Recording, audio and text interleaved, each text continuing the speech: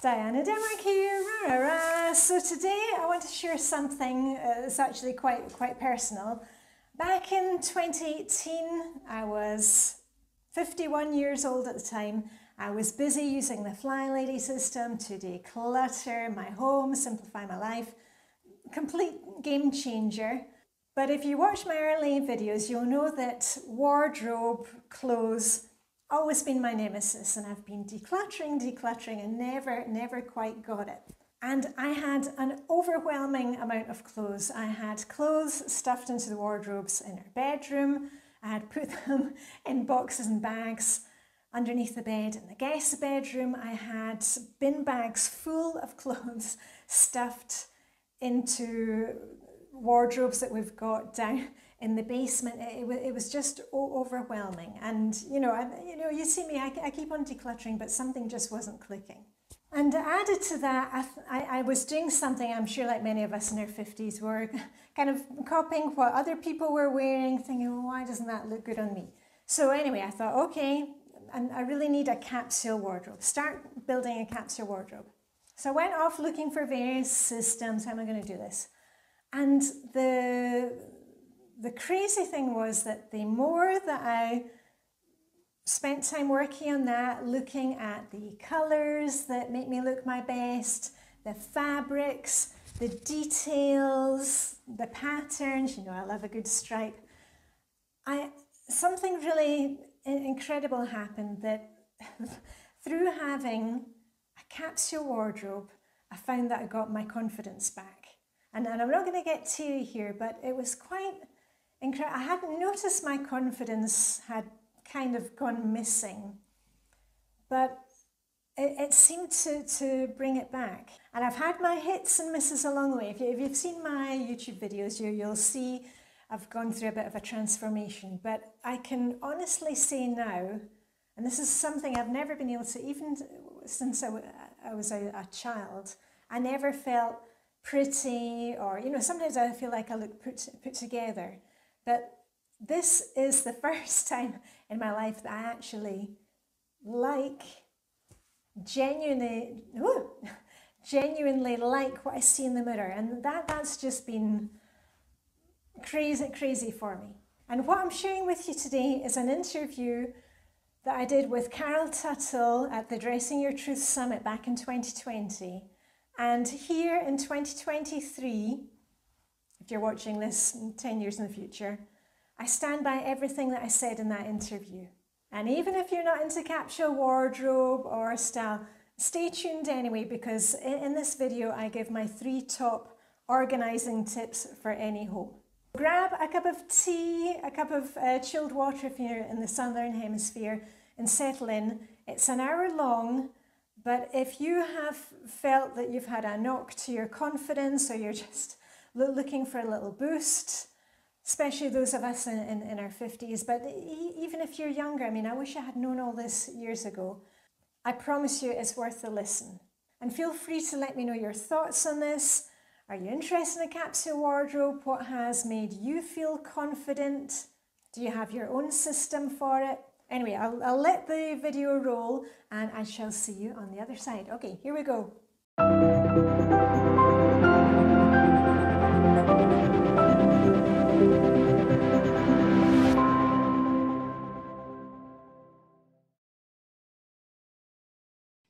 Diane, who is our guest today, Diane in Denmark, she is known, and she's most well known on YouTube, although she's building momentum on other platforms like Instagram is a favorite platform of hers, because it's actually quite simple to use and it's lovely.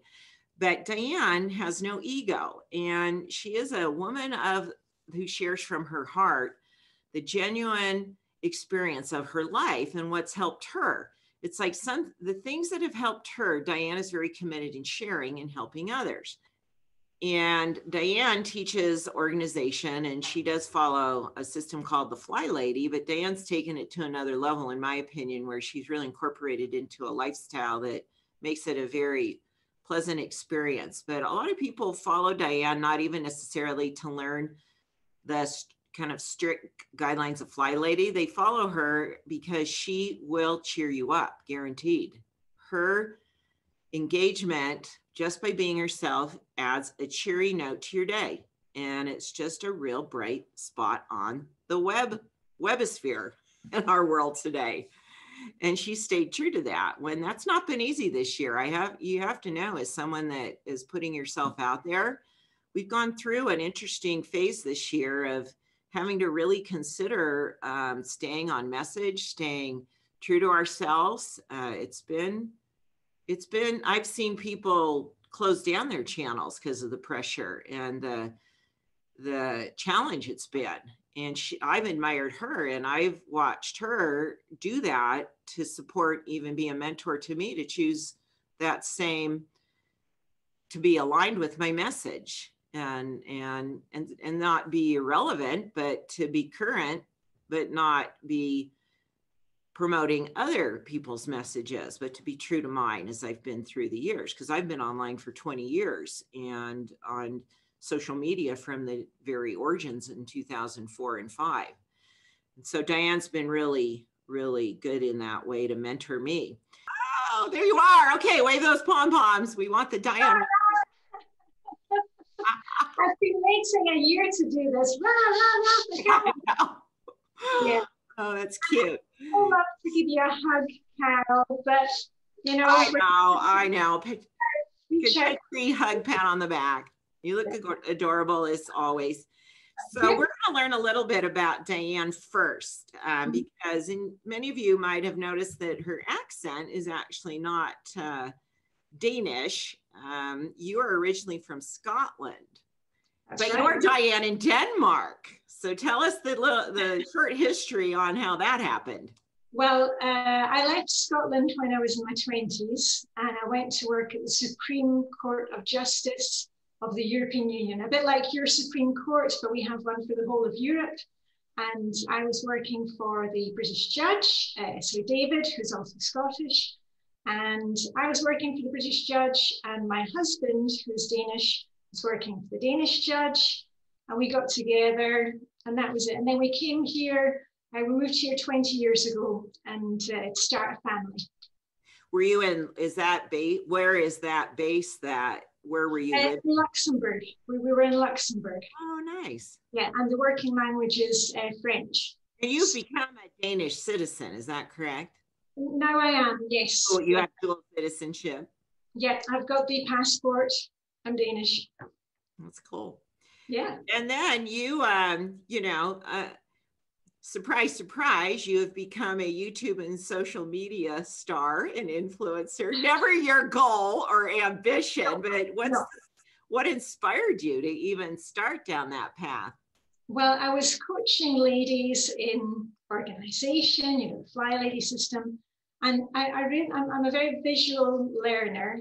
And because we were in different time zones, I wanted to keep connected with the ladies and just give them some motivation. So I was making these small video clips that, I could just kind of check in with them round the clock. And I thought, well, it was easiest to put them on YouTube, then everybody could find them there. And it just kind of started from there. It wasn't an idea for me to have a channel. It was just, it was a good platform. It was an easy way to share the information, and that's how it grew. And it was always public. You never had, it was a public offer. Yeah, I didn't, when I started, Carol, I didn't believe anybody would be watching videos about cleaning toilets, or I didn't envision that the whole world would suddenly be watching, because in the beginning with YouTube, as you probably remember, it was music videos. That's why I went to YouTube. I wasn't watching anything else. I only use YouTube for watching music stuff, old stuff. So I never envisioned that people would be watching. I only thought it was going to my little group of ladies. And you started that in 2016. And, I have to tell you, for only 4 years, you've really had, you have success people that are trying to create that. You're not even trying. That's what's so great. I love it. Yeah. And you know what? I am not, and it's crazy in a way, because I never say that, please like and subscribe and click down below. And I know, I do all that. Yeah, I know, yeah.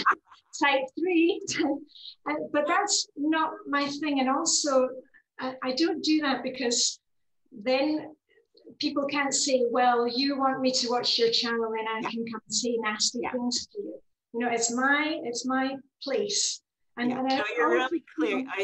I think you're really clear on your position there, that you're doing what your intention is, why you're doing what you're doing, and then you're not representing, you're not getting paid, you're not, you know, there's no sales business venture going on here.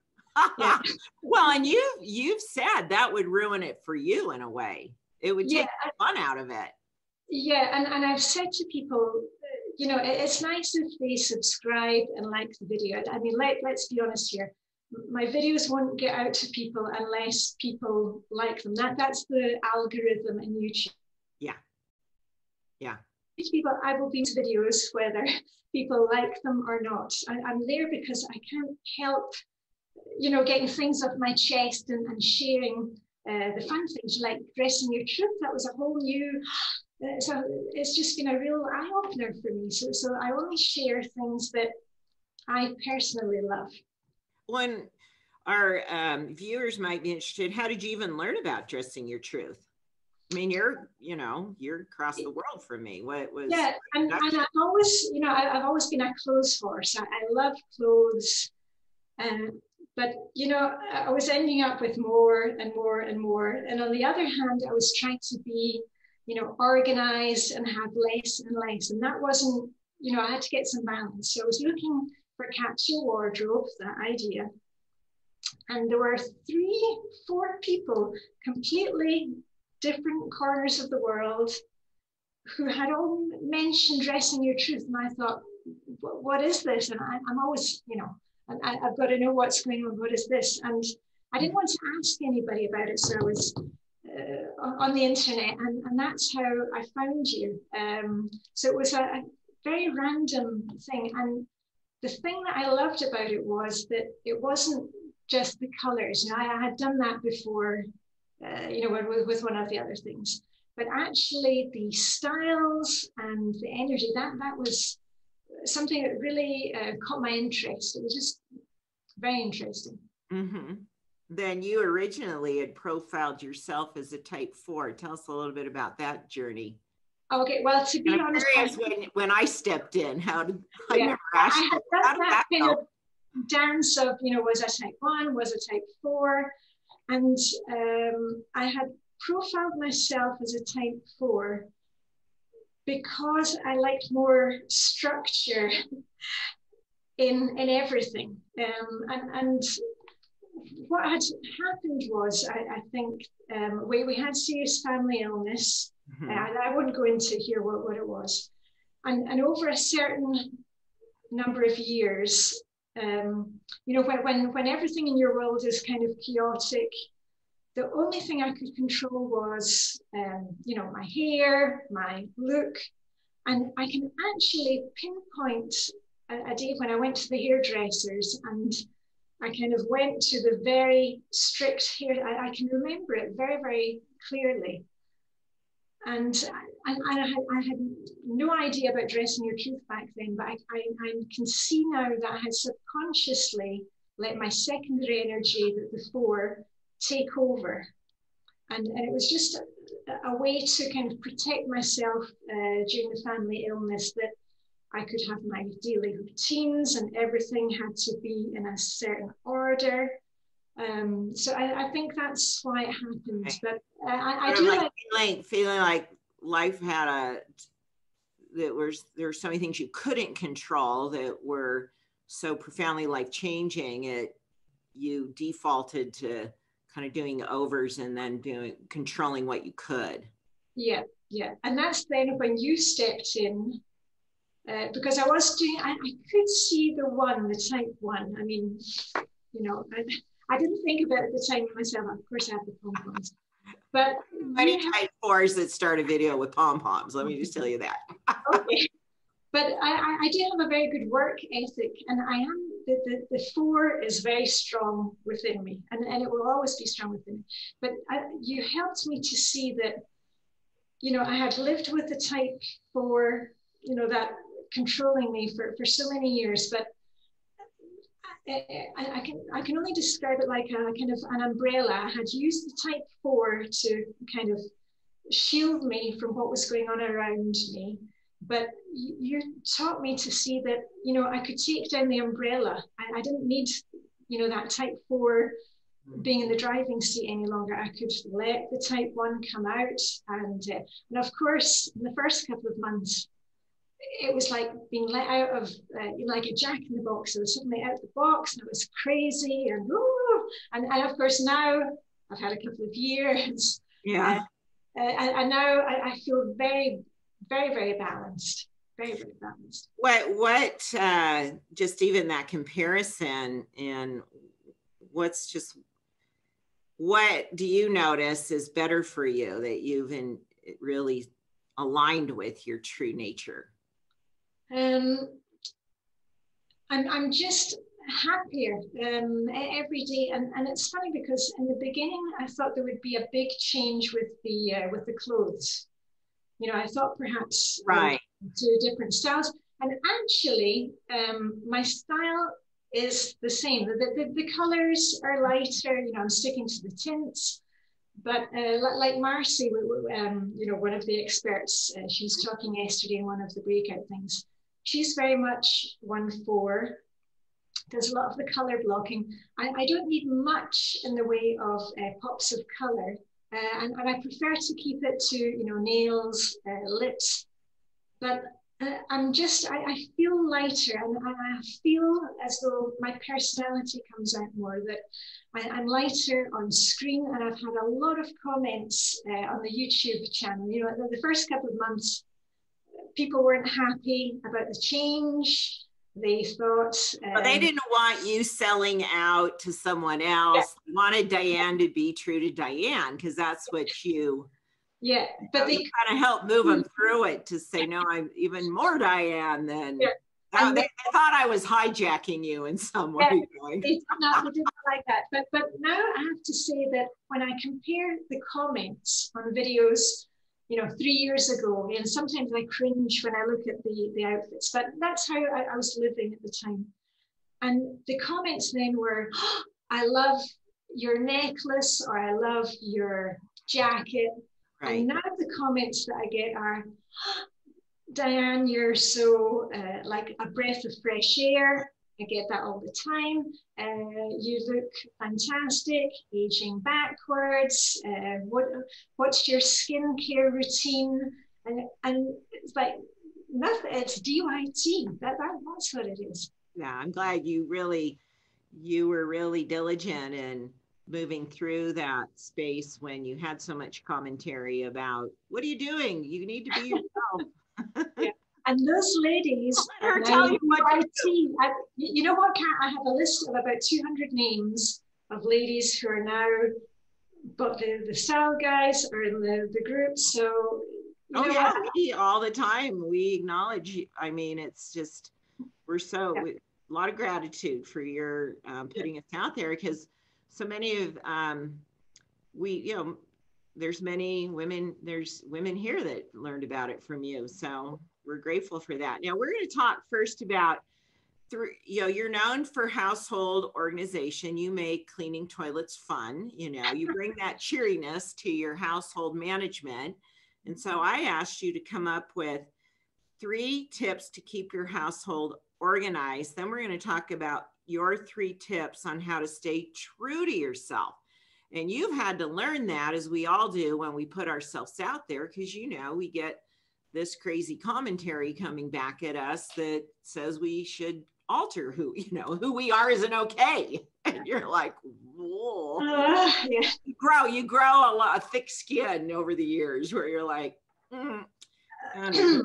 But let's start with your top 3 tips to keep your household organized that apply to any type, really. Yeah.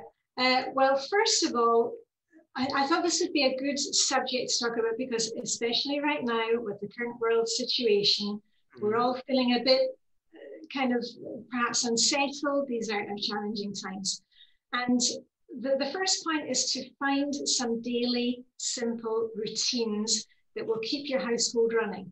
Now, we're all different, all the types are different, but you're just going to have simple daily routines for all the things that you need to get done every day. Your LOL, as I like to call it, your load of laundry, laundry, dishes, getting the house organized, cooking dinner. And according to your type, and there are lots of videos actually in lifestyle, also in morning routines, evening routines, the flow of your day. For the type ones, you'll probably want to have a little list where you can kind of pick and choose and jump from thing to thing during your day. The type twos will probably want a nice kind of flow to their day and things that kind of connect. And I can see that with the ladies that I've coached and mentored, that these kind of things, you'll need to change it according to your type. The type threes, of course, you love your list and okay, let's get these things ticked off and on to the next thing. And the type fours, they love, having the lists, what are we going to do today? Having the information up ahead, there's nothing that's going to be forgotten about. So definitely creating some small daily routines. And if you need help. What is, like for me, making my bed every morning is a daily routine. There's just a sense of order. It establishes a start of the day being orderly and there's a completion to it. It's easy to do. Yes. So give us a few like simple, but you mentioned laundry, but again, women tend to see their whole household and think I've got to get this whole thing when you're suggesting break that down and then approach it true to your type. Yeah, and of course the types will work in different ways. That's in fact, a lot of the videos that I make now, I'm actually talking to the different types that I've now realized that for me, for example, taking the system that I was using, it wasn't quite working for me. And I was thinking, why is that? I realize now that as a type one, I need to keep things fresh. And every day can be slightly different, but I've got my list, I've got my list and I get it checked off. Whereas, other types will need to follow the exact, the type fours, they will need the exact time. So it will really depend on your type, how that's going to work for you. But just keep it very simple and it just gives us that feeling of success and also that feeling of being in control. And something you said, Carol, in one of the videos or in a podcast was that you are, you are the person in your home who is, the kind of taking charge of things. And it's a domino effect. If you kind of, can take charge in your home, get these things done, it ripples through the family. Mm-hmm. And if you've got children, who crave structure, it will also be supporting them. So it's, start with you, a few simple routines, and that will start you going. And one thing I've noticed you do, because you're the queen of swapping, get rid of stuff. You keep it light in your household. You don't get burdened by owning too much. You move things along. You want things, you're willing to let it go, to move it along. You want to bless someone else's experience. Yep. And if you're swapping, as you talk about all your clothes swapping, even household item swapping, it gives you a chance to try, have some fresh, like some fun new things, but then you move out the other stuff. So you really are good at keeping things scaled down, keeping it light. Yeah. I think any type benefits from that for different reasons. We all can experience the lightness, the flow, the ability to be practical and get it done, and the structure by having less. Everybody can benefit from that. And you know what, the funny thing is, as a type one, I know we love all the possibilities, but I have never had so few clothes in my wardrobe and so many things that I love.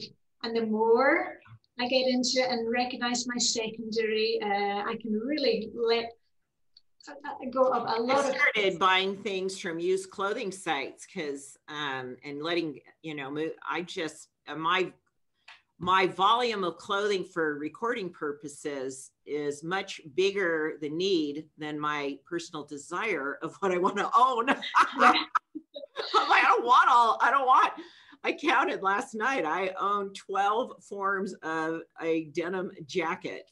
Oh, well, I love my white jacket. So, yeah, you and me, we both love our jackets. Yeah, but I'm like, I'm going to start buying off the used clothing sites. And I mean, everything I've worn, this has been used. These are all used items, and I get them cheaper. So then I can move them along too, because I don't feel like I've invested so much. Okay. All right. So what's your second tip? Okay. Well, as we're talking about clothing, I don't know if you can see behind me. Yes. Look at your outfit for tomorrow, the night before. And this is also, it's going to work for all the times, because, when I say this thing, everybody says, but I'm just staying home. I'm just a mom. It doesn't matter. And I'm going to tell you why. Because first of all, dressing your truth, it's easy for us to come up with outfits. Even if you are just staying home, and I please don't say that, when you're staying home, you can still look good. It can be, this is just a cheap t-shirt, a cheap t-shirt, some lip gloss, a pair of your favorite earrings, a wee scoosh of perfume, and you're just going to feel your best. And when you look at your outfit the night before, for those of us who enjoy, all the bits and bobs and things, it really gives you a chance to wear everything that you have in your wardrobe. Like you, Carol, you choose your outfit because you do it like once a week and maybe set up 4 or 5 I do it volume. Yeah, exactly.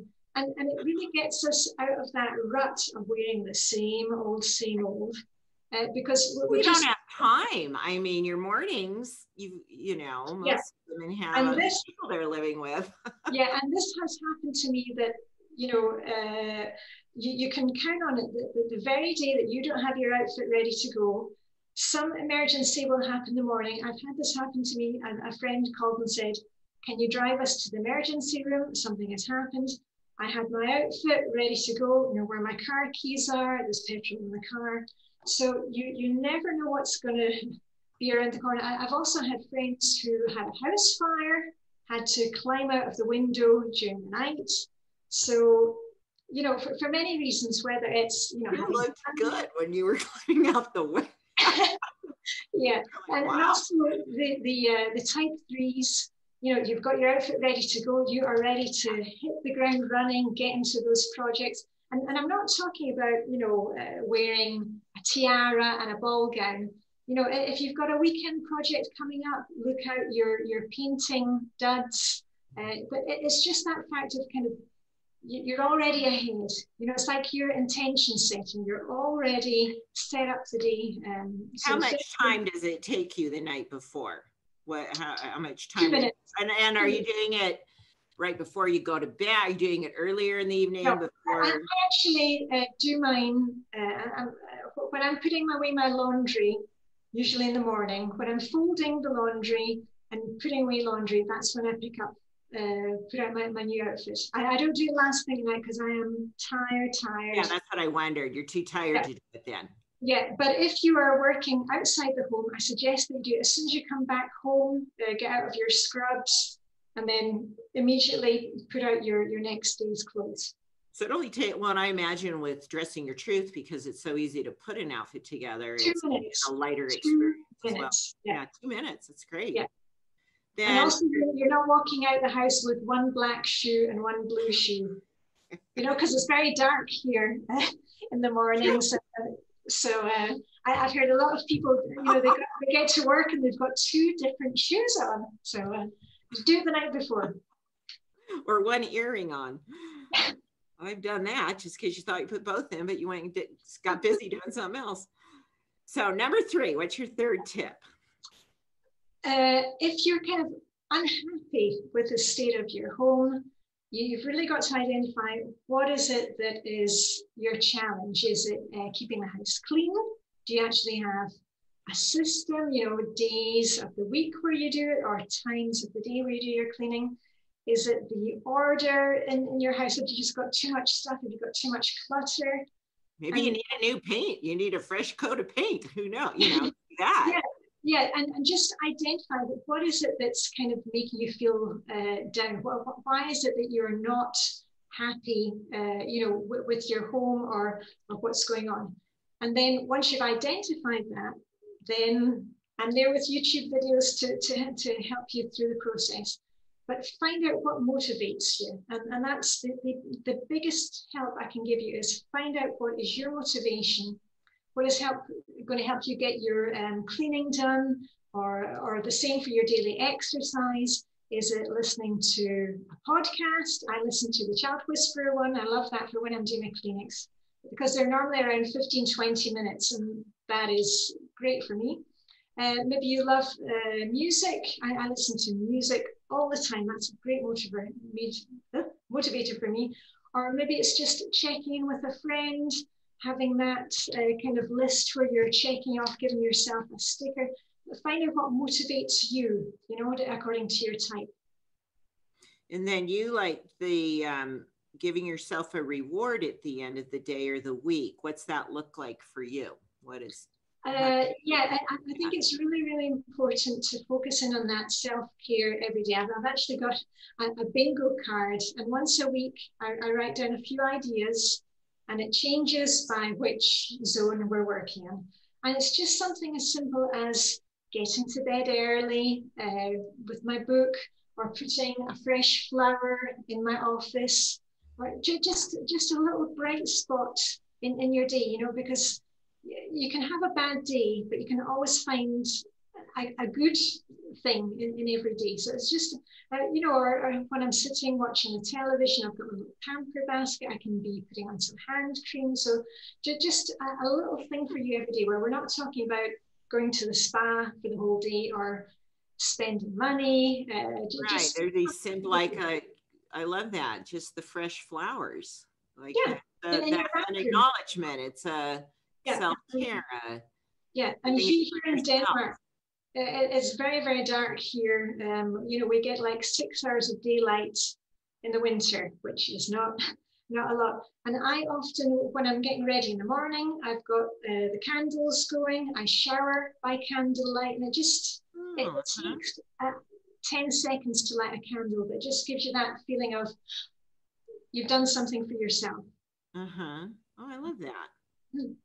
Great tips. Now we're going to talk about your tips to stay true to yourself. And I wanted to share this, even though your fans and followers love your tips on organization, I think it's fair to say that your fans love you because you are you. You inspire others to live true to themselves, and no matter true to your nature, you have a gift of uplifting others. Anyone that watches your videos is sure to feel better by the end, just because the radiant spirit you exude. And as we both know, because we're in this space, we get challenged for that, and you have to deal with a lot of, I call it background noise that's not pleasant. It's just, and you have to learn to not bring it forward in your life.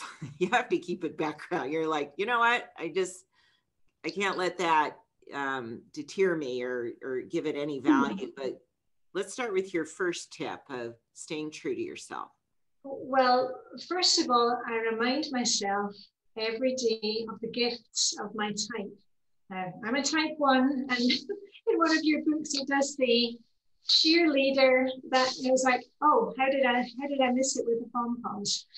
And I especially being on social media, Instagram, YouTube, it's all too easy for me to start comparing myself to other people out there.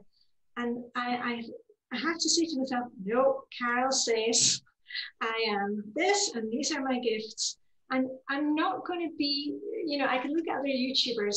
I'm not the type who's going to do the fancy filming. I use, this is what I used to film, my telephone. That is it, and a tripod. I don't have any fancy lighting. I don't have the music going. And you know what, even if I did, that wouldn't be who I was. So I'm very aware of thinking, you know what, there's a reason I'm here making the YouTube videos. The people who need to find me, they will find me. I don't need to be screaming at people, and I know that I can lift people up. That's and I've had a lot of comments actually from people that say they would watch the videos even if I was reading out my grocery list or the telephone book. And I have to remind myself constantly that what I'm doing is good enough. And also that kind of secondary 4 can come in. You know, I can upload a video and think, and then just as I'm about to, you know, press OK, send it out into the world, I'll think, oh, but hold on, I forgot to say this, or I say all the time. And I've learned to think, you know what, I'm just going to put it out there. I'm going to put it out there, and that's all I can do. I'm just going to be myself. And that's the best thing I can be. And I'm best at being me and not trying to be anybody else. And remind yourself of your original motive, bringing yourself back to that. Because I know in your case, especially as you've become more successful as far as your reach and you're reaching more people, there's that conversation you have with yourself of, well, maybe I should do this and maybe I should do that. And well, what about this now? And I need to be, and we had this conversation when we met in our prep period. And I said, Diane, you would hate what you're doing. You'd have to hire people. You can't do that yourself, quite honestly. And that's not why you're doing it, see? And it's being true to you, doing it for you first. Yeah, and I love that connection of sitting across my kitchen table or you know, wherever I am, or if I'm out having a swim, just having that connection, that one-on-one with people. And it's just, I love that I'm able to be sitting there with somebody. You know, there's a lot of negative things going on and a lot of negative stuff on YouTube, and I'm just not, I'm not going to get into that. No, you can, you know, we see very little, you know, and your energy attracts to you people that support you, and it doesn't, you know, you have a really clean offering and who you are and authenticity that you naturally attract people that then are aligned with you. So the thing I think you said, you know, the difference is when you start asking the question, when you start to consider, should I? It's the should. That's now referencing things that you're noticing outside of you and from a comparative point of view, rather than an inner knowing of I'm meant to. This is what I'm meant to do. And that distinction is huge in making decisions, because when you make the I should, when you respond to the I should and start doing things based on that, it's effort. It's not going to go easily. There's going to be a lot of challenge and struggle. When you do what you're meant to do, it's effortless. Because, you know, I have a big production system here, but it's effortless because I'm meant to do what I'm doing. Yeah. You're meant to do it the way you're doing. And that comes from within. The shoulds come from outside of us. Yeah. In that regard. Often I take a step back and I say to myself, why am I doing this? You know, like you said, the should thing. And sometimes I think, well, should I get a camera? Should I get, and I think, no. The reason for me making these videos was because I like making the videos. Yeah. And because they're kind of quirky, or I'm not, you know, I want to look my best. I mean, let's be honest, I want to look my best self. But the quality of cameras are over the top nowadays. You know, it's like, why bother? Again, you're just. Telephone is fine. Yeah. It's such a great. I like your example of being able to sort out, because, you know, those thoughts present and you have learned how to sort through them and continue to come back to your center and be true to yourself. So what, number 2, second tip? Setting boundaries for myself, because I'm now much more clear on how the different types operate. And Julia was talking in a video, I think it was a podcast, no, it was in a video, And she's the same as me, type 1-4. And as a type 1, we're people pleasers. We want everybody to have a good time. And, I want to help everybody. And sometimes I kind of lose myself in that. Like I'm so nice that, it's like that thing, I help people and then, they want everything. And sometimes I get kind of comments that have been not very pleasant, shall we say. And I'm much better now at kind of defending myself, because before, with the type 1, I would let it go. And then suddenly, whoa, the type 4 comes out and people are like, whoa, what with my family, like, what happened there?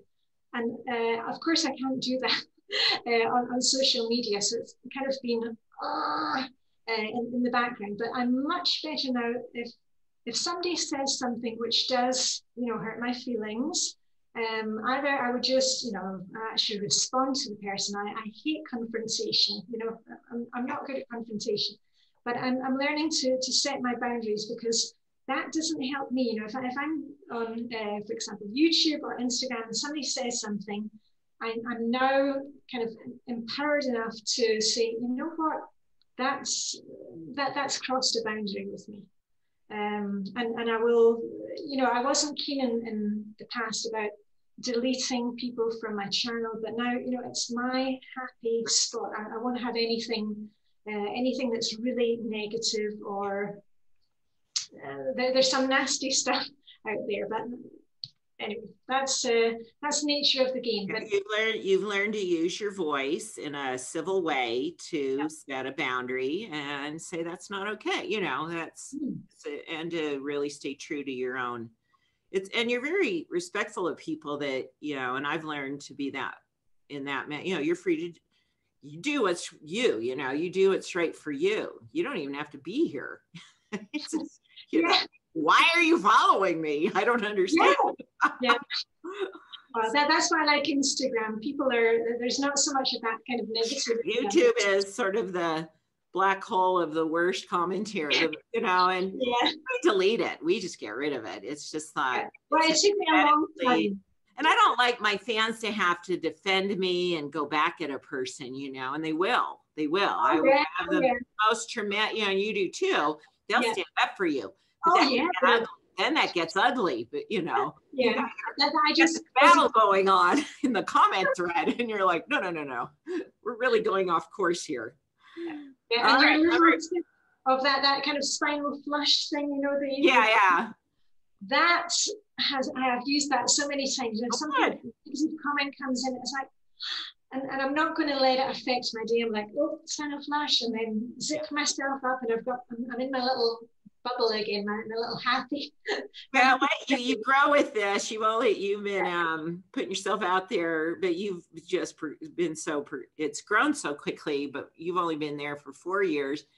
I guarantee it's like anything. It's like working a muscle. My feelings no longer get hurt. It doesn't even affect me. I'm just it does not take me off center one bit. No, I'm learning. I feel bad for the person that I'm like, that's really ugly energy, wow, I'm sorry. What happened to you? Yeah, sometimes I actually say that, like, oh, I'm sorry you're having.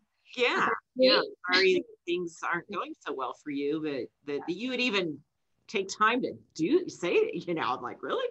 No, you just can't give it any credit. And so number 3, I have to really like this tip.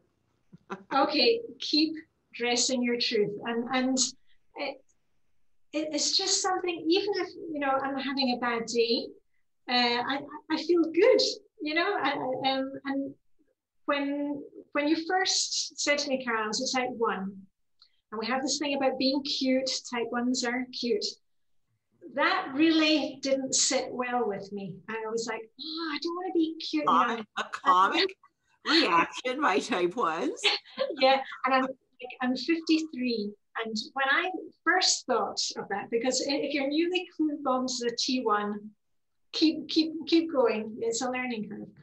And just yesterday, I don't know what happened, but I saw myself in the mirror and I thought, hey, I look really cute. And I thought, oh, wow. I said it to myself. And you know, and I had been out in the rain, I'd been cycling, my hair was a bit messy, but I thought, hey, actually, I look really cute today. So just that fact of being dressed, that really is a great mood lifter for me. And just, you know, I really have to have makeup on every day. You know, I'm a type 1.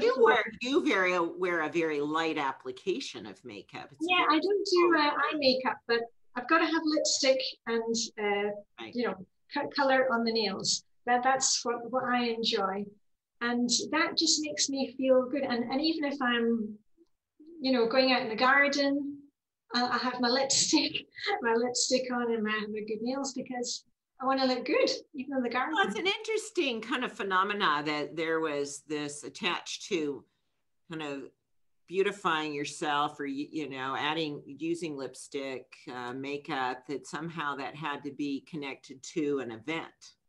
It wasn't that it had to be like you were doing something and you were getting fixed up for this something, rather than because you cared about yourself.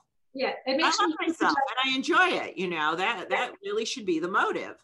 Yeah, I'm productive when I have my face on. That's the first thing I've got to do in the morning, is have my face on, and then I'm ready. When I've got my face on, I'm ready to face the day. It's as simple as that. Now we want to talk about a practice that you have shared with me as an essential practice in your life that is a bit unusual, at least for those of us here in the United States, and this supports you in recharging and renewing your spirit. And we would love to hear more about this practice. And let's show a couple photos of you in this practice. I love this because I'm really into health. I'm a health nut. I love anything that is an unusual health practice that really generates a lot of value.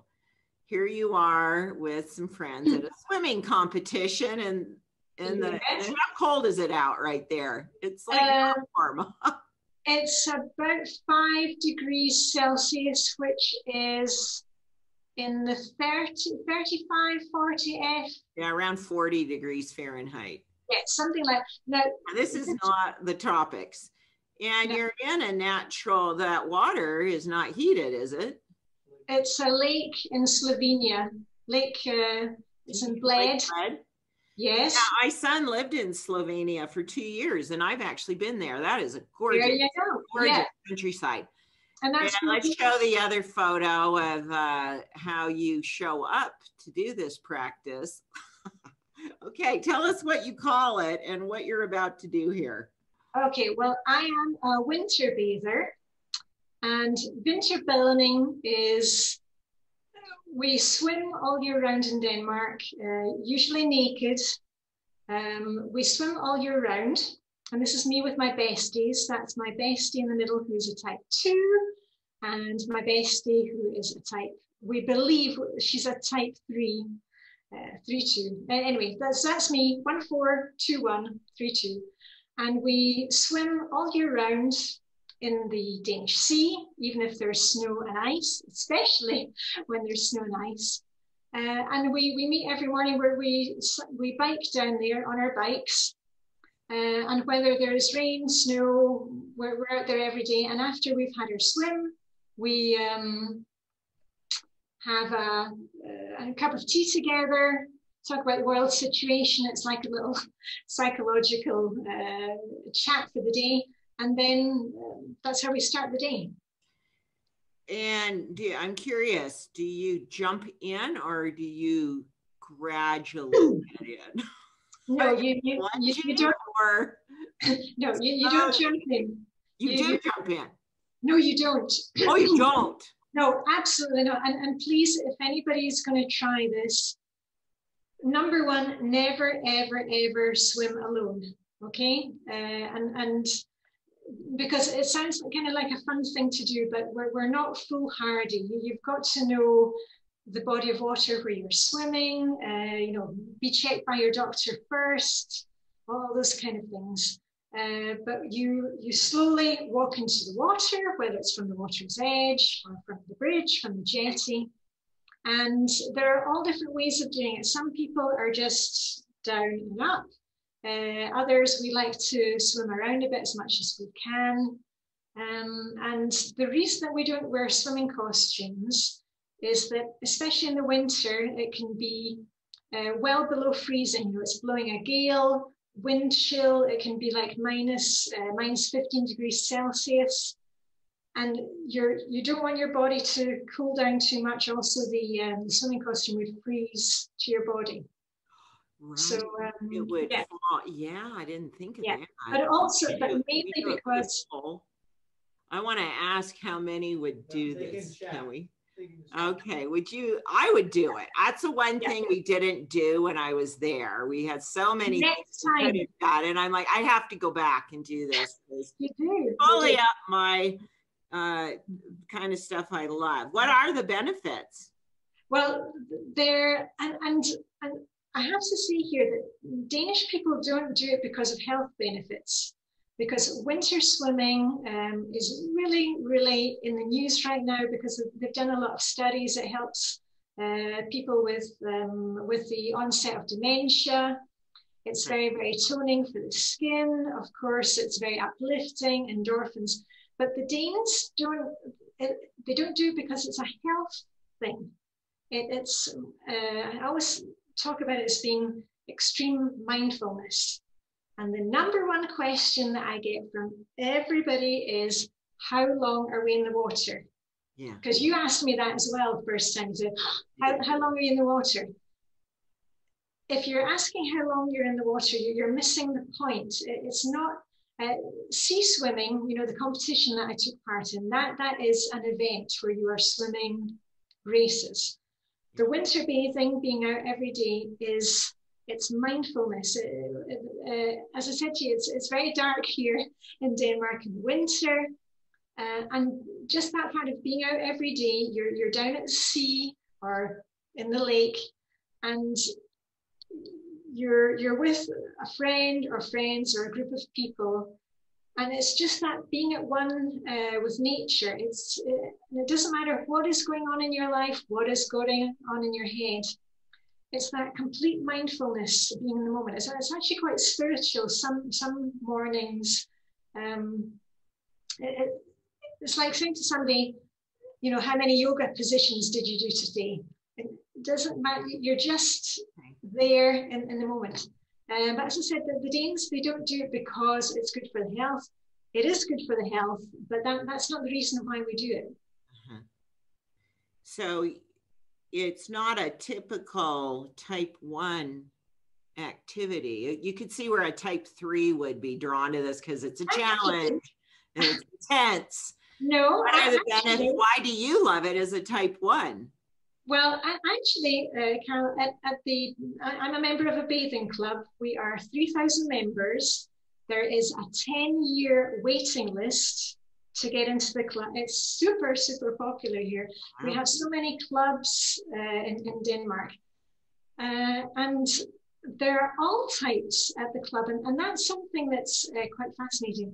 As a type 1, I love it because during the winter, we have this seasonal affectation disorder, you know, because things are very dark. Yes. But for me, I need to be outside every single day, all year round. And I just need to get out there. And even if it looks grey outside, you know, we can have a whole week in Denmark where it's grey and dark. When you're down at the sea, at the club, every single day is different. The waves, some days it looks like a mirror, the sea. The clouds are different. The sea life that we see there, the birds, the trees, everything just is completely different every single day. And I really love seeing the little details. But the type 3s, they're the ones that they kind of get straight in there. And it's really funny. The type 4s, even the way that they take off their clothes and get ready to go in the water, they have their little set routine. So you can actually tell the different types when they're winter bathing. Yeah. And remember here, we're all naked, men and women. It's mixed. In Denmark, the body is not kind of sexualized. And to be honest, people are not looking at each other. You know, we're more focused on, you know, how cold is the water today, watching out for the waves. So it's just, it's very humbling. You know, I've been winter bathing with ladies and gents who are well into their 80s and 90s. And there they are, it can be snowing outside, and there they are going down the steps, you know, carefully at the age of 90. If they can do it, anybody can do it. I love that. It's such a great tradition in your country. And I think, didn't we decide that we knew Copenhagen for sure, but Denmark was a type 4 secondary 1 country? Yes, that's right. Yeah, because you're in Scandinavia, and we're definitely 4-1. Mm-hmm. Well, we want to now open this up for live questions. Diane's going to stay here on to answer questions. Okay, they've been sent to me. Yay, I'm ready with my pom-poms. Okay. If anybody needs a rah, rah, rah. As a type 1, what do you do about changing your mind about an outfit you've picked out the day before? Aha, I get this question often. I actually have several outfits set up in my wardrobe. And actually, as a type 1 now, and doing Dressing Your Truth, it's really easy for me to put together something very quickly. But I have several outfits set up. So if I suddenly want to change, I can do that. And also, if you think, well, the weather may change or I may feel different, go ahead and set up 2 or 3 outfits. That's all you need to do. And then you'll always be covered. Yeah. What is your husband's type, and does he help you with the house cleaning? Okay, my husband is the same as your husband. He's a type 2-1. Mm-hmm. And I'm not going to answer any other questions about my husband, if that's all right. I try and keep my family no, it's and fine. that private. But I don't mind sharing. He's a 2-1, and he's, when I met him, he was, compared to all the other men I'd met, I thought, gosh, he's romantic and very open with his feelings. And I thought that was because he was Danish. The Danes are quite open like that. But he kind of swept me off my feet. Oh, that's sweet. Yeah, he's a type 2-1. Yeah, and I'm keeping it all for myself. That's why I don't share anything about him. I keep my family private. Yeah, I share a lot on YouTube and Instagram, but I like to keep my family private. Any tips for keeping a clean counter at night? Mine tends to collect dirty dishes. Do you just clean dishes all day? No, and I'm going to grab here. Do you have a timer? What I suggest is, well, everybody has one right here. Yeah, the only problem with the phone, Carol, is that when you use your phone, it's like, oh, there's a notifications coming. Okay, yeah, that's true. Something could distract you. Yeah, and what I would suggest is set a timer for 5 minutes. What is your motivation? Can you put on some good music in the background? Can you light a candle? Can you get some oils going in your diffuser? And just spend 5 minutes and see how much you can get done.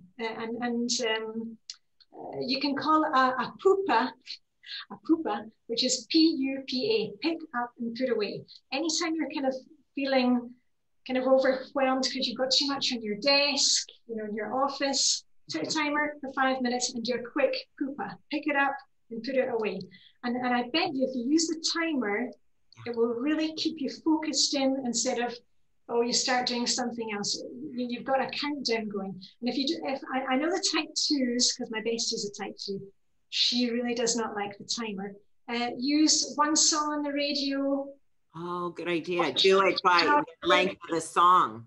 Yeah, just use a song. That's even a podcast, say, okay, a shorter one. Yeah, or a chapter of an audio book, something like that. But that's why I was saying before, find out what motivates you. I like to have the candles going, have the music going, but just spend 5 minutes, do the counter, and you will sleep much better because when you see that counter the next morning, it's all nice and tidy. And I'm a type 4-1 with a type 1-4 14-year-old daughter who has always accumulated more and more stuff. She loves new things. and has a difficult time letting go. How can I help her let go of items she finds cleaning heavy? Okay, well, you really need to make sure that you let her have her own space, and you can help her to organize things, but never ever declutter her things. And again, what you might like to implement with her is you have a kind of set of expectations that once a week, I expect you to change the bed sheets, pick up everything that's fallen onto the floor of your closet, perhaps tidy out one drawer, go through all the, for example, if she's into drawing a lot, go through the pictures once a week, and perhaps you can send the good ones to granddad or somebody else. But I think really with any kids, that thing of doing things by the timer, you can help her to do it and go in there and help her, but say, okay, we're just going to spend 15 minutes going through whatever the area is. And at the end of that, you get to go off and do something else, because, and don't do that thing of, you suddenly think, oh, their room looks dreadful, and now we're going to spend a whole Saturday on it.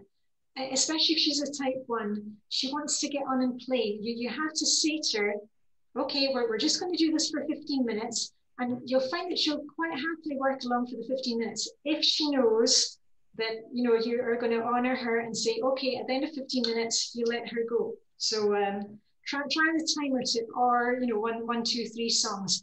But don't make it too heavy. Don't do that mum thing of, having to suddenly go through everything, because that's not going to work. And if you can kind of schedule it for, maybe Saturday morning you do it, and afterwards you have a little treat together. That kind of carrot and the stick idea, that works well too. Well, I just had an idea. I need to do 4 child whisper podcasts with you on this topic. Tips help each type for organization and teaching them space management. That was fabulous. I love that. So when you aren't feeling motivated to complete your routine that day, what are things that you do to encourage yourself? Well, the main thing is that I remember that I don't want to go to the bad days of not being organized. And if I can say it like this, I've never had a day that I finished my routine and I wasn't pleased about it. How can I say it? It's like, you never want to go for a run, or for a jog or do the exercise. But once you've done it, it's fantastic. And that thing of kind of leaving things undone, I know that it's only going to hurt me. It's not, in the moment you might think, oh, well, I deserve not to do it because I'm feeling tired. Are you really going to have more energy tomorrow? I don't think so. We've only got a certain number of hours in a day, and be good to yourself and finish off the routine, because it's really going to free you up. So I remind myself constantly, I've chosen to do this. I've chosen to have this routine because I know it supports me. Yeah, I love that because I'll use that strategy as well of thinking, if I make this choice, it's sort of the, domino of how am I going to feel? Yeah. If I make this choice, what's that setting me up for? And, I'll be really glad I did that versus, I just should have done it. Yeah. Yeah, remind yourself, why did you want to have this routine? Right. Because you want to have less stress, you want to have more energy. So let that be your motivation. You don't do that routines because I love doing all that. You do it for the benefits they offer. Oh, well, I don't do it because I want to do it. No, I know. It's because of what it set you up for. Yeah, and I know that it gives me more energy, makes me more productive, and it puts my head in a better place. Right. Yeah. You plan some great meals each week. I'm good at planning meals, but not so good about preparing them. You have such busy days. When do you do your cooking? Well, it depends on my schedule for the day. Quite often, I work best early in the morning. So I get as many things done from my list first thing. And that can often be, you know, when I unload the dishwasher in the morning, instead of putting the dishes into the cupboard and then bringing them out again at dinner time, I go ahead and set the table immediately from the breakfast dishes. You know, I empty the dishwasher, and I'm not going to, you know, be creating more work for myself. So I just set the table immediately. And often in the morning, I will put something in my crock pot, something like that. So I'm prepping in advance. And then when it comes to cooking, I've got the music going, I've got the candles going, and I clean up as I go. We do not sit down to eat until all the things that I've used to cook the meal, until they have been put in the dishwasher or if they've been washed up. So that when we actually sit down to dinner, we're enjoying dinner, and then after that, everybody helps to clear the table. We put things into the dishwasher, wipe the sink, and we're done. I think a lot of the time people, they do the clearing up afterwards. And then that's when they get into that, oh, they're just tired, you've eaten, you just want to go and relax. So if you can, you know, wash up as you go along, as you're cooking, you know, fill up the sink with soapy water and clear up as you go along. That is a real time saver, and also for your energy, because then when you finished eating, dishes go in the dishwasher, or you wash them up and you're done. Great idea. Any tips for anticipating brightening up January and February once the holidays are over? This winter may be especially dark and long.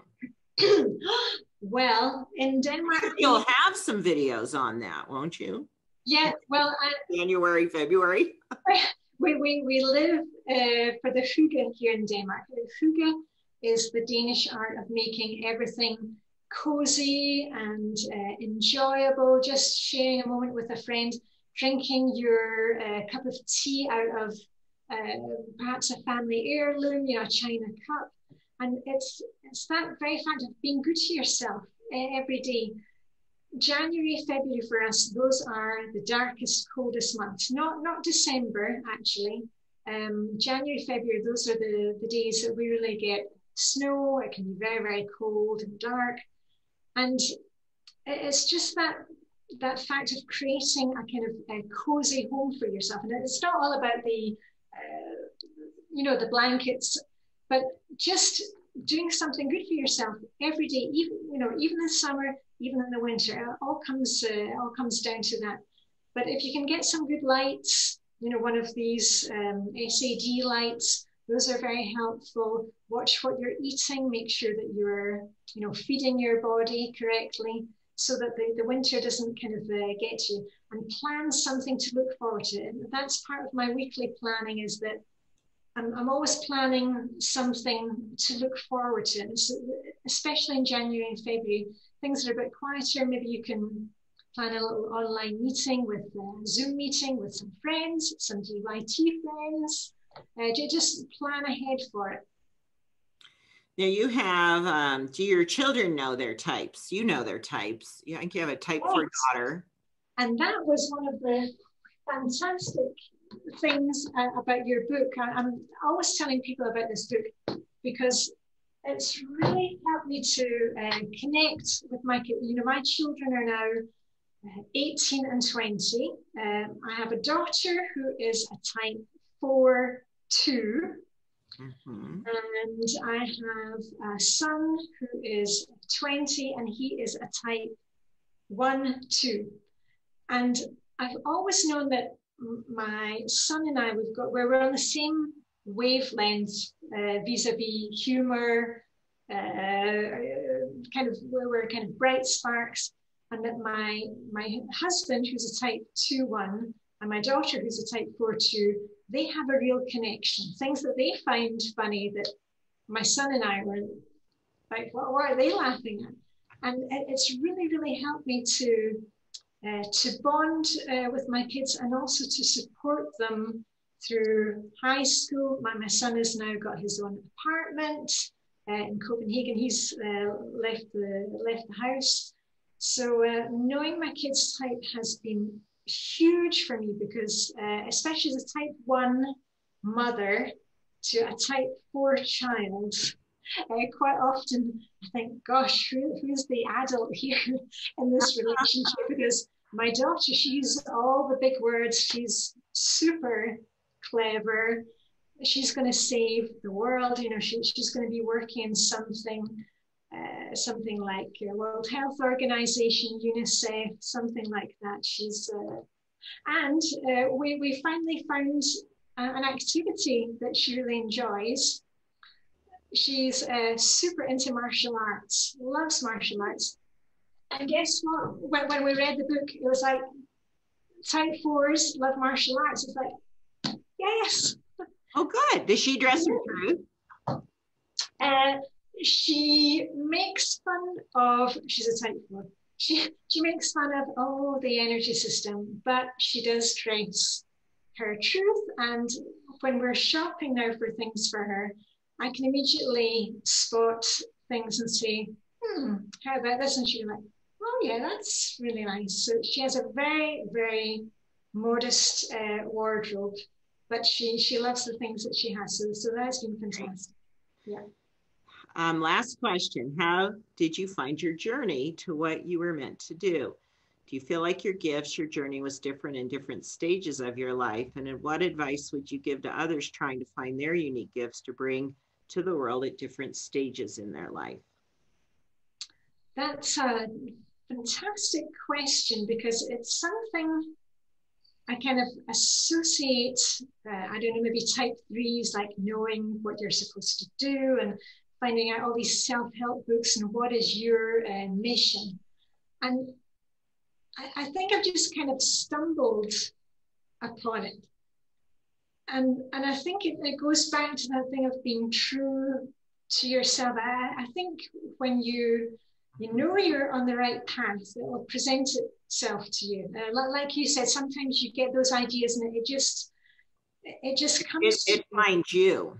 Yes, and that's been how people have found me on YouTube. I'm not out there saying, come like, subscribe my channel, but people have found me.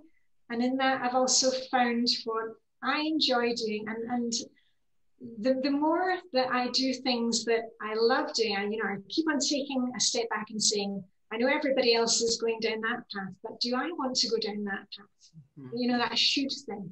The more that I keep on thinking, I'm enjoying this, what does it makes me happy, the more I find myself, and without looking, if I can say it in that way, I'm not kind of looking for anything, but right. It just kind of, it's a feeling, it kind of presents itself. Mm-hmm. And staying true to that. Yeah, that's fabulous. Well, you have just been such a joy to spend in our world, the morning, your evening with. Yeah, it's dark. Very generous with your time, and thank you for being true to yourself and being consistently a bright light. And we're back. There was a fun thing when I rewatched the video, the thing about saying like and subscribe. I've realized that now that I've got my confidence back, I'm really good at setting very clear boundaries. So if there's anything, when the negative comments come in, they do that. That's just part of social media. I either address them or I delete them. There's no faffing around with that. So if you have enjoyed today's video, I would appreciate a like and a subscribe. And as my son pointed out to me, Mum, you need to remind people because we forget to do it, especially those of us who are 50 plus. And this is my space, and I want it to be an encouraging one. So hopefully the video has helped you today.